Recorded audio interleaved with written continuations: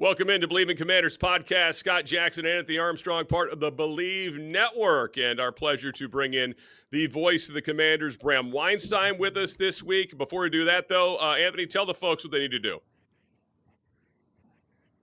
Like, follow, subscribe, and ask Bram, where does he get his hair done? Because the coif is quaffing. It looks nice over there, man. That's a good salad. Look at that. That's like Johnny Bravo. That's Ashburn humidity, isn't it, Bram?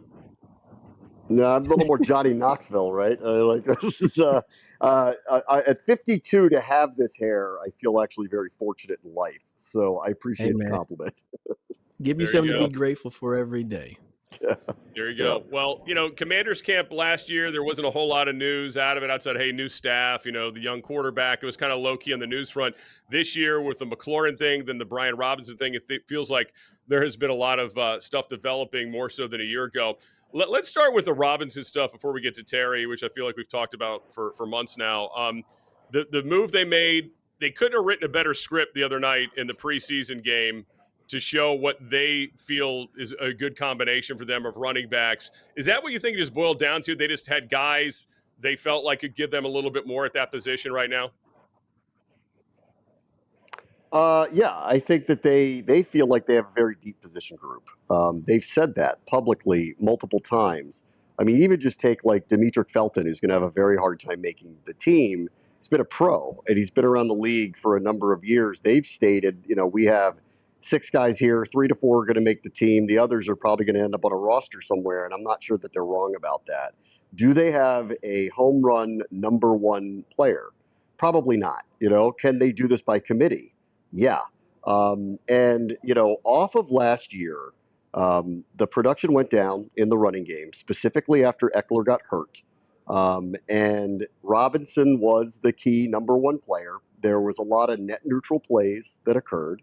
And I do believe that, going into the last year of his contract, he's making a decent number, that this was always possibility.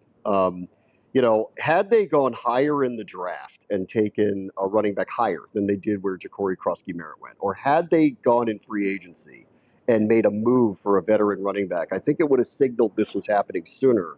But this was always kind of in the air off of the production from a year ago. But they gave him an opportunity to kind of win a spot on a team that I believe is running back by committee no matter what. And I think they feel like that they've reached a point where I don't think it's really about him. I think it's really more about fit. Like, does he bring the type of versatility at the position that Cliff Kingsbury is looking for? And I think he sees more of that in Ja'Cory Krosky-Merritt. He obviously sees more of that in what looks to be a very healthy Austin Eckler. He looked his best about a week ago in practice. I think there was a reason why he didn't play in that preseason game the other night, that they're very secure in what he's going to be. And so they've decided to make a move. And, all in all, at this time of year, it always feels a little surprising when it's a veteran player, especially one that I think is really well respected around here. But if you really take in totality from last year to this year, how we got here, I really don't think it's that much of a surprise that they're moving on. When you have that running back room, there's a lot of players that are interchangeable. They each have a certain skill set. I love seeing what Chris Rodriguez did. Loved him with that 40-yard run. Didn't know he had that much speed in his game, but that brings a lot of confidence. I think that was a big checkbox that they were looking for from him to what he could bring to this team. Going to the tight end room is another spot that's kind of jumbled. I think everybody has a specific role. Where do you see Ben Sinnott playing out in this whole thing? Yeah, he's an interesting name. We've kind of described this is a big year with him. I thought last week was a big week when they sat Zach Ertz and did not play him against the Bengals, so it was going to give opportunities. Clearly, John Bates is their blocking tight end as a lock. Zach Ertz, with the chemistry that he has with Jaden Daniels, and honestly has looked quicker in camp than he did a year ago, is a lock to be their number 1 tight end.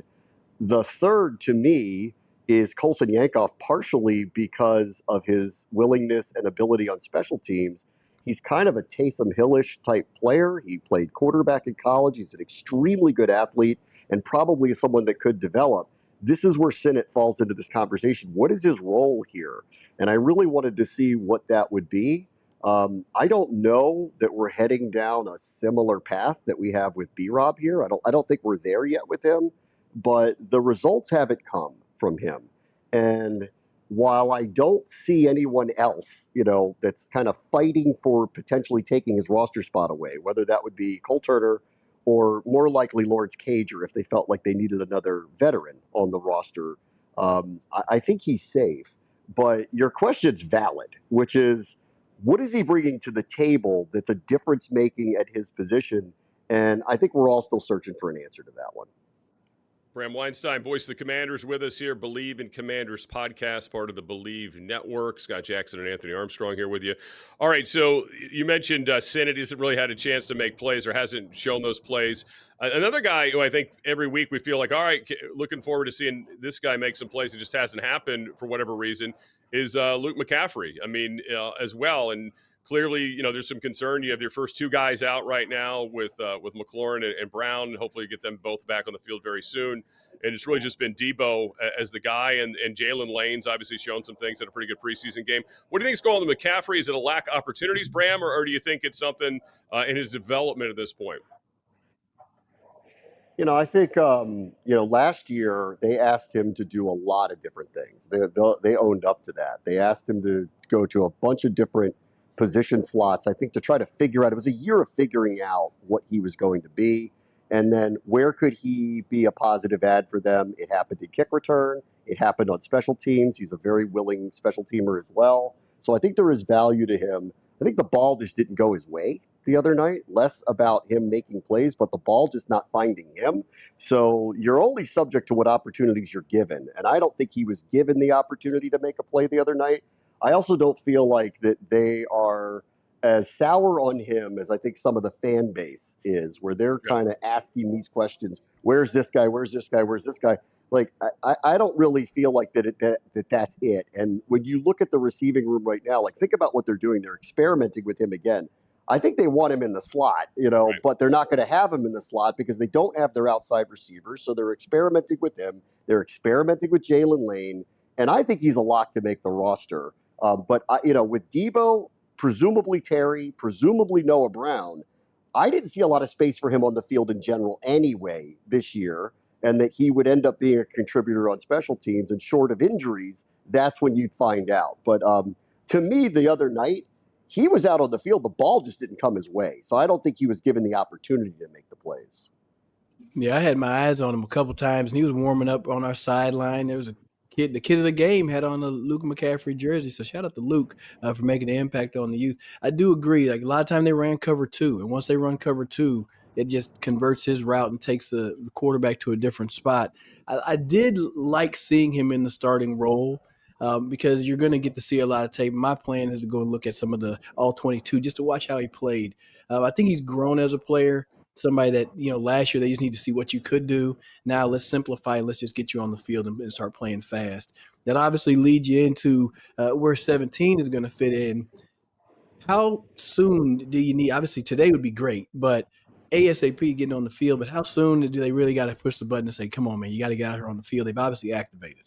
I think that already happened. Like, they're more patient than I am personally. Like, pulling the lever of it's time to go, I thought kind of had passed, but they've been more patient about this. Obviously, there's a contractual stalemate, like, they're not saying what he's asking for. He's not saying what they've countered with. We know we're all in the same range. I do still believe that the goal, both sides, is to get a long-term deal done, whatever long-term means, a couple more years of an extension. I think that was the goal.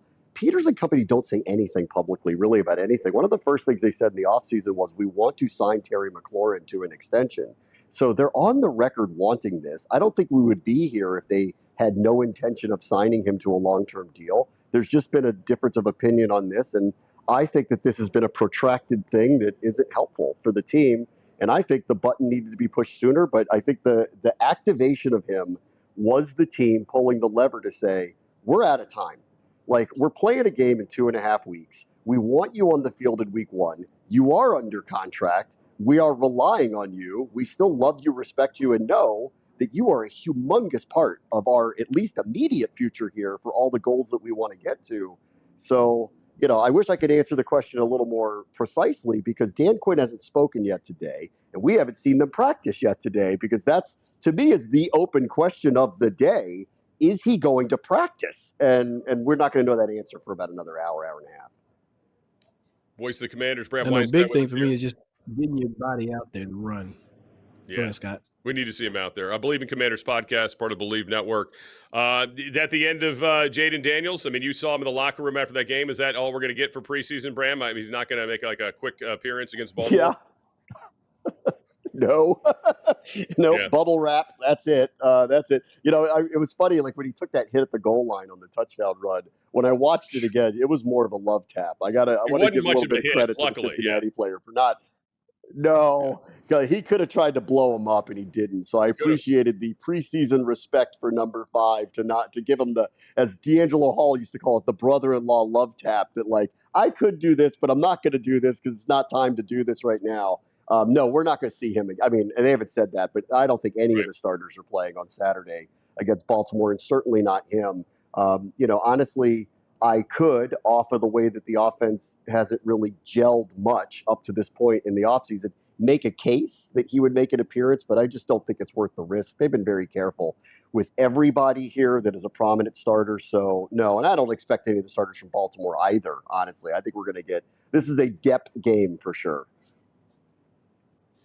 Let's flip over to the defensive side, defensive line. I saw Coach Tapp getting his guys ready, and specifically Dietrich Wise Jr. Crazy story. When I played arena ball, he was in Texas Stadium. His dad was one of the coaches, so I saw him grow up. I know he's going to make a huge He impact. What do grew you up think he's all right. been like in this training camp? And what are they? Yeah, he grew. Dude is huge, Yeah. gigantic man. What do you see his impact looking like this year on the team? I think it's prominent. They went out of their way, one, to get bigger on both the offensive and defensive lines. It's noticeable, specifically with him and Kinlaw. They are a much more formidable front for sure.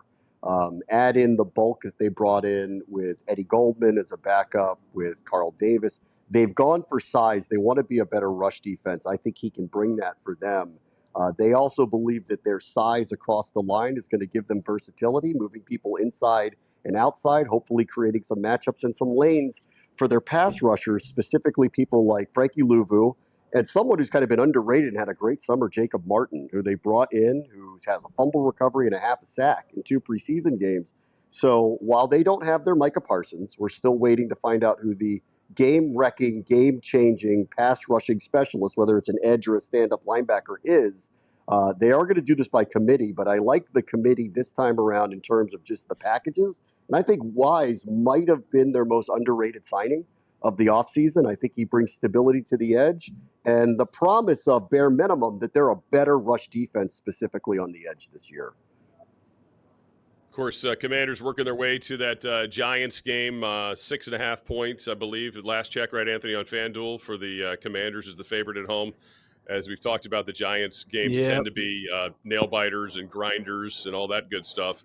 But so we still got a few weeks before it all counts for real. But interested to keep an eye on that. But let's get to the secondary, Bram. I know with looking at these guys this year and seeing them when I was at camp and obviously in the preseason, they've got a lot to be excited about. We haven't really seen the real thing in these 2 games, but Trey Amos, you see him at practice every day. We didn't get to see him in the game the other night, but it sounds like this is a guy that they're going to be more than happy to put out there to start right away on the other side of Lattimore, and it looks like he could be the real deal moving forward here. What have you seen from him thus far?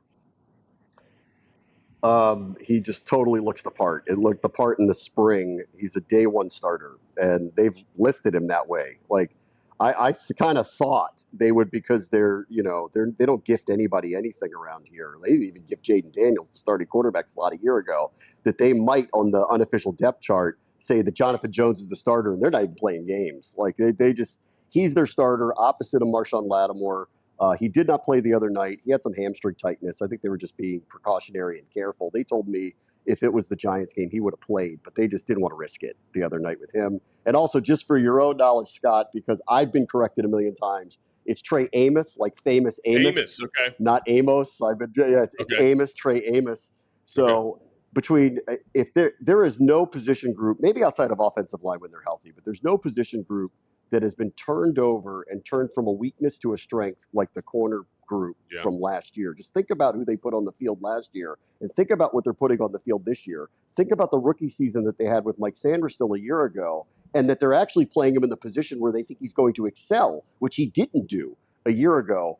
This might be the strongest position group that they have. I think some of that is contingent on Marshawn Lattimore staying healthy, but he's actually looked very good this summer. And I do believe when they talk about wanting to play the style that they've been very successful with, it's a very aggressive style. They will bring a lot of pressure that Joe Witt's talked about.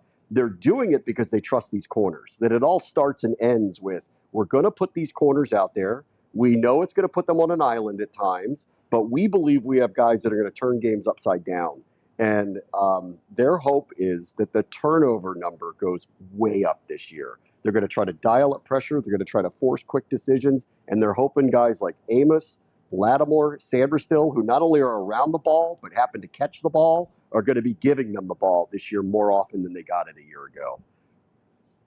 I know FanDuel had Trey Amos at 5 or more interceptions on this season, so that'd be pretty cool. I'll take a look at that myself. Going to the safety position, I think that's another position that I've seen a lot of upgrade, mostly from in-house. Quan Martin's playing crazy. You saw Jeremy Reeves' name a lot on Monday. What else you got over there in the safety position? Like, just how good have they been, and what do you hear from the team? Reeves has had a tremendous camp. I mean, really tremendous camp.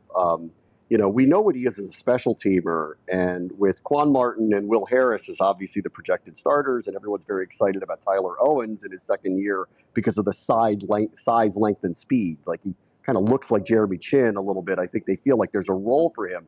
He's been kind of lost in the shuffle. I think Reeves is going to end up playing more defensively than I think people think because of the camp that he's had, because of the trust that he's earned.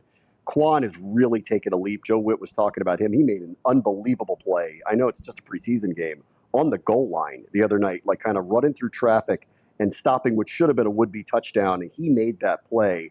He obviously made the crazy play in the playoff game against Detroit as well. He is really, from this point last year to where he is now, he's grown enormously. Witt believes he could be one of the best safeties in the NFL. I've seen nothing short of, he's become a playmaker for sure with them. And also knowing what he played through, I didn't realize he had 2 surgeries after the season. I didn't realize what he was playing through last year. I don't think anybody realized that. So between the secondary as a whole has gone from not only just kind of a huge question mark to weakness to maybe the strength of the defense, with the hope of they're going to figure out combinations with a very deep group of defensive linemen that they believe can be effective. Bram Weinstein, voice of Commanders, for this here Believe in Commanders podcast at Believe Network. Commanders wrap up the preseason Saturday afternoon, high noon Eastern time. And the Ravens, by the way, for those scoring at home, a 2.5-point favorite, of course. At one point, the Ravens owned that crazy preseason streak that the Commanders actually snapped at home a few seasons ago, believe it or not. That crazy preseason win streak that the Ravens had going on for a while. But kind of speaks of how competitive they are and obviously their depth. But we kind of skipped over the offensive line. But, I mean, that was the other thing the other night. I get it. Cincinnati's not the Eagles. They're not the Giants front, Bram, or even the Cowboys front that they're going to face this year. But they only had 2 starters playing the other night, and they were opening up some big holes for that running game on those first couple series. I mean, this seems like this depth is really solid with this offensive line group. And clearly, Cosme could be starting the season, not playing right away anyway, although they have not ruled him out to this point. But what have you thought of the depth of the O-line so far?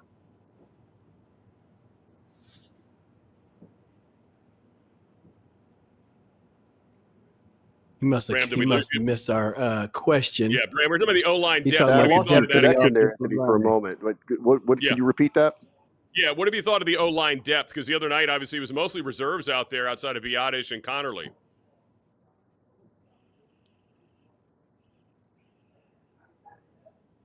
The O-line depth, you didn't have that many people out there. Biadasz, Connerly were the only ones that played. Yeah, the only starters, yeah. He must can't hear us. I got you now. I hear you now, Anthony. Can you hear me? Okay, yeah, we're just talking about the O-line depth. Okay, yeah. Well, Scott was asking you, what have you thought about the depth? On the offensive line, I think that's wildly different from a year ago. Obviously, now, if your primary backups are Nick Allegretti and Andrew Wiley, you've done a great job across the line. To me, the biggest upgrade for the team is Laramie Tunsil. the trickle down effect of trading for him to move Coleman inside when they play.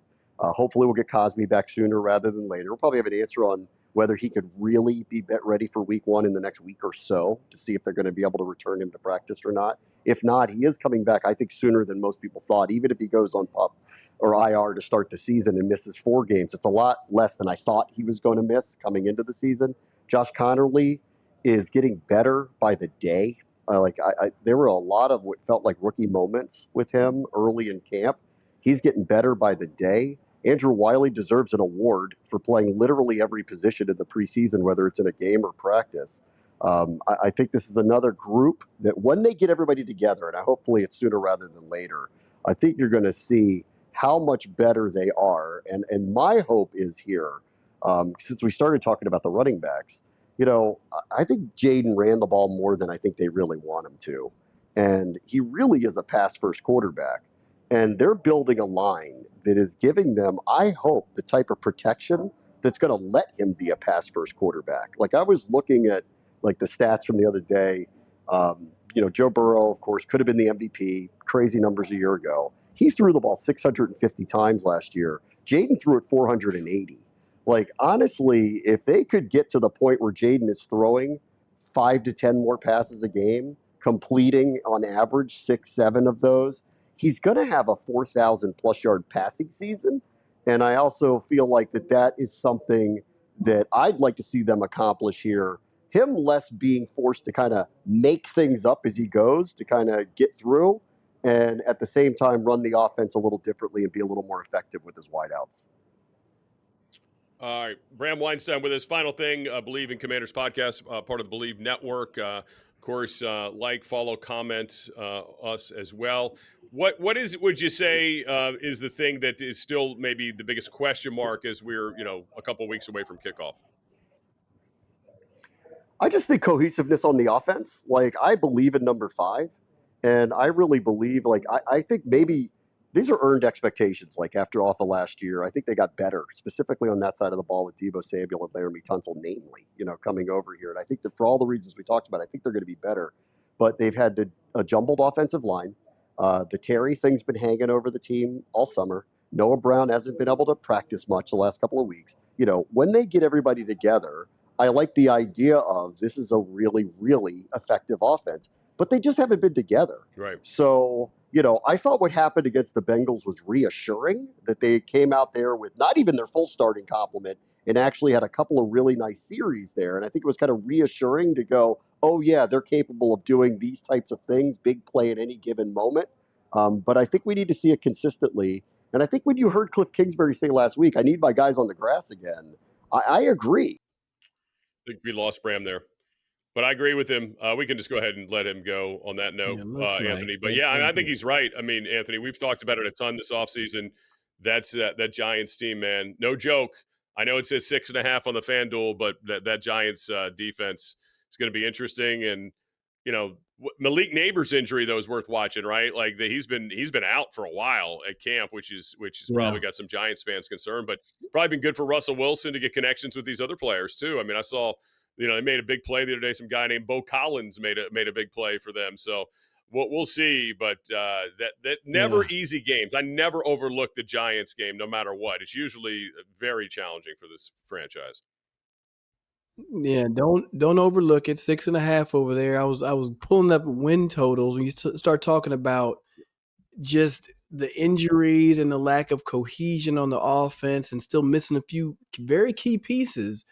How long does it take for this team to actually get rolling? Last year took them a couple weeks to kind of get their steam up going.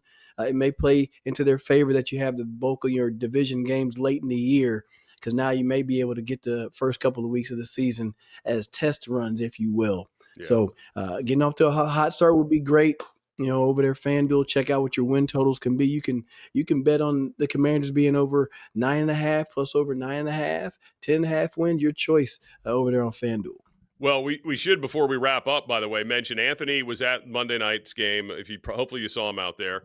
Was out there kissing babies, freeloading on the tailgates, which I thought was really smart of you. Go, hey, tell me where your tailgate is. I'll come by and eat your food. Brilliant. I mean, that's brilliant. Hey, man. mean, Fred Smoot's been making a I'm career of thinking that. next level. Smoot's been doing that, for how many years he's been retired. I mean, he's there all the time doing that. And that's why, and I ran into Fred and he was giving me the game. He's like, "Hey man, hey, you got to keep coming up here." I'm like, "You know what? I sure will. That's awesome. I'll be back for sure." No, the atmosphere was awesome. Stadium was electric. I didn't get to see everybody, but I got to see a lot of folks. So I appreciate everybody that spoke in pictures and signing things. I know I'm gonna be back. I'm gonna be back in Philly, the game against Philly on the 20th. Yeah. Plan to be at the game against Dallas Okay. on the 25th. And you know what? Yo soy vamos. Voy a Madrid. That's where I'm going. I'm going to Madrid, baby. You are?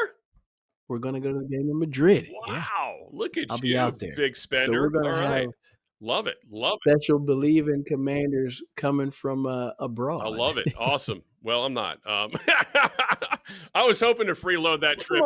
I was hoping to freeload that trip, but the problem is with post game, they basically like when the game's over, they're like, "Get out of our stadium," So that's always the thing. And then we got 3 hours to do after the game, so I figured I was gonna be out of luck on that. But good for you, man. I enjoy that. All right, we got a lot to talk about. I mean, who knows? We might be doing an emergency one of these here if the McLaurin deal gets done, or if he says, "I'm going back home now," or whatever that could happen with this thing. We hope that's not the case. Hopefully it's just practice and back to business as usual as they work on this contract. But until next time, thank you for joining us. Believe in Commanders podcast, part of the Believe Network. Again, comment, like, follow, all those important things. For Anthony Armstrong, Scott Jackson, thank you for joining us. Until next time. See you, buddy.